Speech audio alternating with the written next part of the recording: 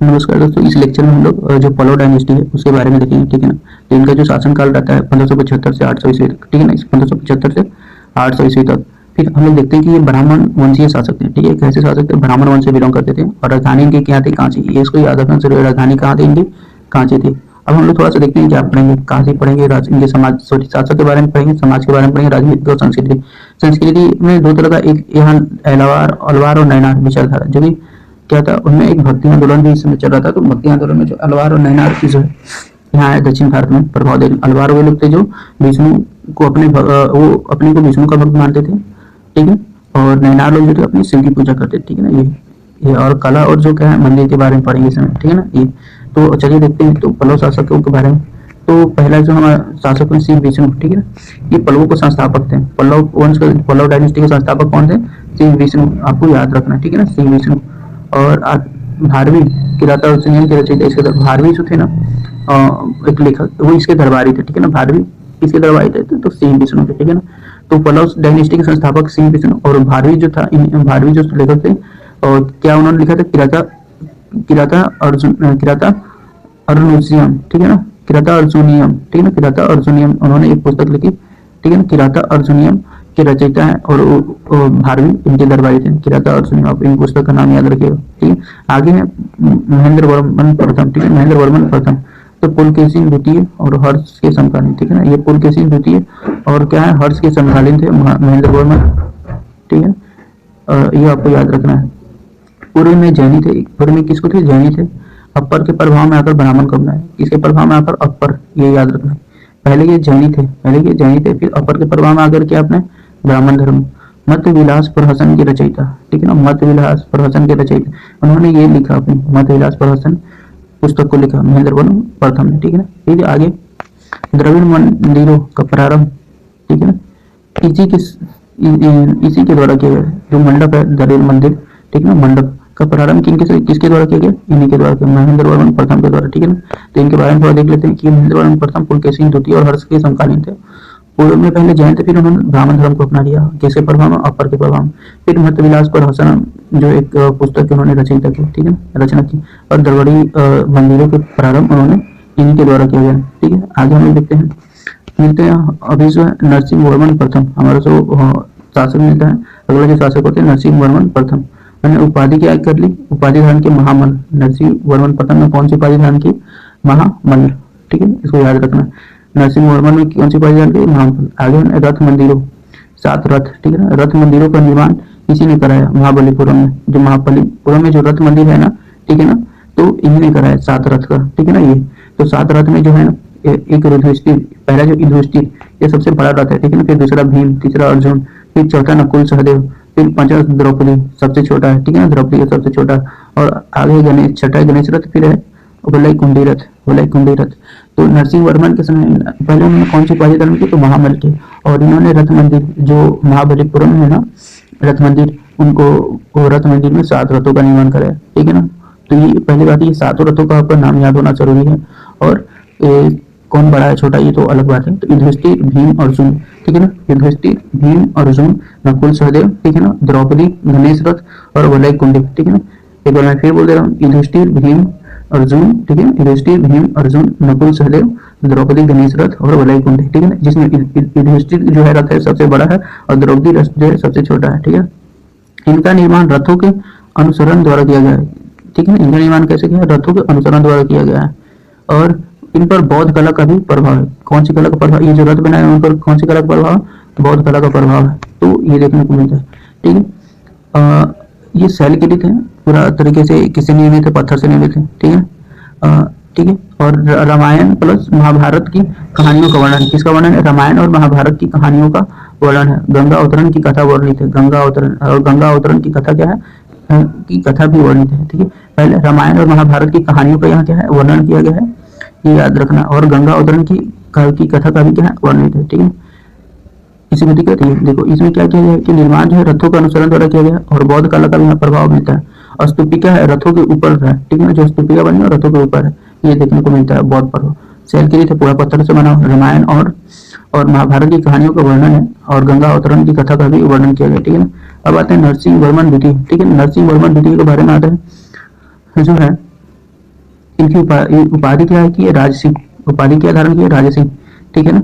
नरसिंह वर्मन द्वितीय, नरसिंह वर्मन द्वितीय, ठीक है ना, उनकी उपाधि क्या उन्होंने धारण की, राजसिंह, ठीक है ना। संरचनात्मक मंदिरों का निर्माण किया, ठीक है ना। क्या किया उन्होंने, संरचनात्मक मंदिरों का निर्माण। पहला है महाबलीपुरम, दूसरा कांचीपुरम, महाबलीपुरम और कांचीपुरम, ठीक है ना। ये नरसिंह वर्मा के बारे में देखिए, उन्होंने उपाधि क्या धारण की, राज सिंह, इन्होंने उपाधि क्या धारण की, राज सिंह, सॉरी नरसिंह वर्मन द्वितीय, राजसिंह वर्मन द्वितीय, उन्होंने उपाधि क्या धारण की, राज सिंह। और संरचनात्मक मंदिरों का, कुछ मंदिर का निर्माण करा है, एक महाबलीपुरम, ठीक है ना, महाबलीपुरम, महाबलीपुरम मंदिर, ठीक है ना, और सौर मंदिर, ठीक है, महाबलीपुरम और सौर मंदिर, इसको याद रखिए। फिर कांचीपुरम, कांचीपुरम क्या है, कैलाशनाथ मंदिर, ठीक है ना, कैलाशनाथ मंदिर और बैंकट, वेंकट पेरुमाल, ठीक है, वेंकट पेरुमाल, ठीक है ना। इन्होंने कांचीपुरम कैलाशनाथ मंदिर और वेंकट पेरुमाल ये निर्माण करा। और महाबलीपुरम में क्या है, उन्होंने सौर मंदिर, ठीक है ना, वहाँ महाबलीपुरम मंदिर इनको कहा जाता है, ठीक है ना, ये इसीलिए, तो इसको याद रखना है, कैलाशनाथ मंदिर और वेंकट पेरुमाल, ये आगे कांचीपुरम कैलाशनाथ मंदिर और वेंकट पेरुमाल, तो महाबलीपुरम में सौर मंदिर, ये समुद्र के किनारे ही है, ठीक है ना, इसको याद रखना। आगे हम देखते हैं नंदी वर्मन प्रथम के बारे में। तो नंदी वर्मन प्रथम के बारे में, इसने भी संरचनात्मक मंदिरों का निर्माण करा है, ठीक है ना, संरचनात्मक मंदिरों का निर्माण करा है। परशुरामेश्वर, मुक्तेश्वर और मातंगेश्वर, ठीक है, परशुरामेश्वर, मुक्तेश्वर और मातंगेश्वर, ठीक है ना, सभी कांचीराम, कहाँ है, सभी कहाँ है, कांचीपुरम में, ठीक है ना, कांचीपुरम में। नंदी वर्मन प्रथम ने भी क्या है, संरचनात्मक मंदिरों का निर्माण किया, क्या, परशुरामेश्वर, ठीक है ना, मुक्तेश्वर, ठीक है ना, परशुरामेश्वर, मुक्तेश्वर और मातंगेश्वर, ठीक है ना, ये सभी कहाँ है, कांचीपुरम में। अगला है, ठीक है, नंदी वर्मन द्वितीय, ठीक है, नंदी वर्मन द्वितीय, ये राष्ट्रकूट शासक दंतीदुर्ग ने इस पर आक्रमण किया, ठीक है ना, राष्ट्रकूट जो शासक थे कौन, दंतीदुर्ग, ठीक है ना, राष्ट्रकूट शासक दंतीदुर्ग ने इन पर क्या किया, आक्रमण किया, ठीक है। तो ये अपराजित हुए, अंतिम पल्लव शासक, इन्होंने क्या किया, हार गए, ठीक है ना। और चोल शासक आदित्य द्वारा पराजित किए, सॉरी ये अंतिम पल्लव शासक थे, ठीक है ना, अपराजित को अपराजित कहते हैं, अंतिम अंतिम पल्लव शासक थे। देखिए नंदी वर्मन प्रथम जो है ना, ये दंतीदुर्ग ने इनको यह आक्रमण किया, और अपराजित जो क्या अंतिम पल्लव शासक चोल शासक आदित्य प्रथम द्वारा पराजित, ठीक है, ये उस समय उनसे अपराजित हुए थे। फिर ये चोल शासक जो है ना, चोल शासक, ठीक है, आदित्य प्रथम, चोल शासक आदित्य प्रथम द्वारा पराजित, ठीक है ना, उसमें हार गए और पल्लव वंश को समाप्त किया गया, ठीक है ना। और चोलों का दौरा है, यहाँ से क्या है, चौल शासक है। देखो तो राष्ट्रकूट ने दंतीदुर्ग पर आक्रमण किया था, लेकिन वो क्या किए, हारे नहीं थे। फिर उसके बाद पल्लव शासक पर किसने, जो आदित्य प्रथम चोल वंश के थे, उन्होंने चोल शासक आदित्य प्रथम ने उन पर क्या आक्रमण किया, और फिर क्या हुआ, अभी वो यहाँ पर हार गए। तो अंतिम जो शासक मिलते हैं यहाँ, तो कौन सा मिलते हैं, नंदी वर्मन द्वितीय, ठीक है ना।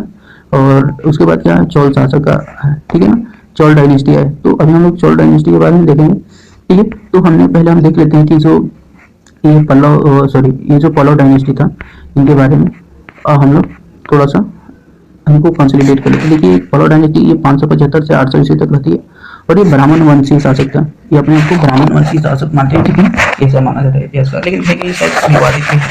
आगे राजधानी क्या था, कांची, ठीक है, इनकी राजधानी कहाँ थी, कांची। अभी हम लोगों ने इसके बारे में आगे देखा कि जो इनकी संस्कृति थी अलवार नयनवार, क्योंकि इस समय में जो था दक्षिण भारत में ये अलवार और नयनार जो विष्णु की पूजा और शिव की पूजा को लेकर ये दो फ्लोर उस समय थे। अब आते हैं पल्लव शासक, ठीक है ना। तो जो पल्लव का शासक है ये सी विष्णु जो पल्लव का संस्थापक थे, ठीक है ना, और भारवी इनके दरबारी थे। भारवी ने क्या किया, को किस पुस्तक की रचना की, किरातार्जुन नियम की, ठीक है ना, इसको याद रखना। अगला जो शासक होते महेंद्र वर्मन प्रथम और पुलकेशिन द्वितीय और हर्ष के समकालीन थे, ठीक है, और पूर्व में जैनी थे, लेकिन अपर के प्रभाव में आकर उन्होंने ब्राह्मण धर्म को अपना लिया। तो ये भी अपना लिखना है आपको। मध्य विलास प्रवचन की इन्होंने अपनी रचना की, और द्रविड़ मंदिरों का प्रारंभ इसी के द्वारा किया गया। जो द्रविड़ मंदिर है उनका प्रारंभ इसी के द्वारा किया गया। नरसिंह वर्मन प्रथम उपाधि महामल, ठीक है ना, जो नरसिंह वर्मन प्रथम है उन्होंने क्या उपाधि धारण की, महामल के, ठीक है ना। रथ मंदिरों का निर्माण इसी ने कराया महाबलीपुरम में, ठीक है ना। रथ मंदिर का निर्माण किसने कराया, इन्होंने ही क्या कराया, कहा महाबलीपुरम में। उसके बाद है 7 रथ मिलते हैं, ठीक है ना। आपको ये नाम याद रखना, जो 7 रथ मिलते हैं तो उसमें जो 7 रथ मिलते हैं उसमें जो है कौन कौन सा है तो उसका नाम रखना। युधिष्ठिर, भीम, अर्जुन, नकुल, सहदेव, द्रौपदी का गणेश रथ का और वलय कुंडी रथ। जो युधिष्ठिर का है सबसे बड़ा रथ है, और द्रौपदी सबसे छोटा रथ है। देखिए इनका रथों का निर्माण जैसे रथ बने होते हैं ना, वैसा ही उसको बनाया गया है। और इनका बौद्ध कला का भी प्रभाव मिलता है, क्योंकि रथों के ऊपर जो है ना स्तूपिका है, ठीक है ना, तो ये उस पर देखने को मिलता है। और ये पूरी तरह से चट्टानों से बना है, सैलरी के पत्थर से। और रामायण महाभारत की कहानियों का वर्णन है, और गंगा अवतरण का भी यहाँ पर कथा दिखाया गया है, ठीक है ना। ये तो अगला जो आते हैं नरसिंह वर्मन के द्वारा, जो उन्होंने महामल की उपाधि धारण की थी, और इनके समय 7 ही बने थे, ठीक है ना, नरसिंह वर्मन के समय, आपको याद रखना है। फिर आते हैं हम लोग, तो नरसिंह वर्मन द्वितीय आते हैं, उसमें क्या आते हैं, नरसिंह वर्मन प्रथम और नरसिंह वर्मन द्वितीय आता है, और उपाधि राजसी धारण करते हैं, और संरचनात्मक मंदिरों का निर्माण करवाते हैं, एक महाबलीपुरम में और फिर कांचीपुरम, महाबलीपुरम में सौर मंदिर, ठीक है ना। आगे मिलता है कैलाशनाथ मंदिर और बैंकुट पेरुमाल, ठीक है ना, कांचीपुरम कैलाशनाथ मंदिर और बैंकुट पेरुमाल। फिर नंदी वर्मन प्रथम जो है, इन्होंने भी संरचनात्मक मंदिर का निर्माण करवाया, ठीक है ना। परशुरामेश्वर, मुक्तेश्वर और मातंगेश्वर, ठीक है ना, परशुरामेश्वर, मुक्तेश्वर और मातंगेश्वर, ये सभी कांचीपुरम में, ठीक है। फिर अगला आते हैं नंदी वर्मन द्वितीय, राष्ट्रकूट के जो शासक दंती दुर्ग ने पराक्रमण किया, लेकिन वो मतलब हारते नहीं है, ठीक है। फिर अंतिम जो ये उसके बाद इनका जो ठीक है, उन पर जो आक्रमण करते हैं आदित्य प्रथम, फिर वो क्या करते हैं, उनको हरा देते हैं। और चोल शासक जो होते हैं आदित्य प्रथम उन पर आक्रमण करते हैं, और पल वंश यहाँ समाप्त हो जाता है, और उसके बाद स्थापित होता है चौल वंश। तो हम लोग अभी चौल वंश के बारे में देखेंगे, ठीक है। तो पहले ठीक है, चलिए थैंक यू, अगले लेक्चर में चौल वंश देखेंगे।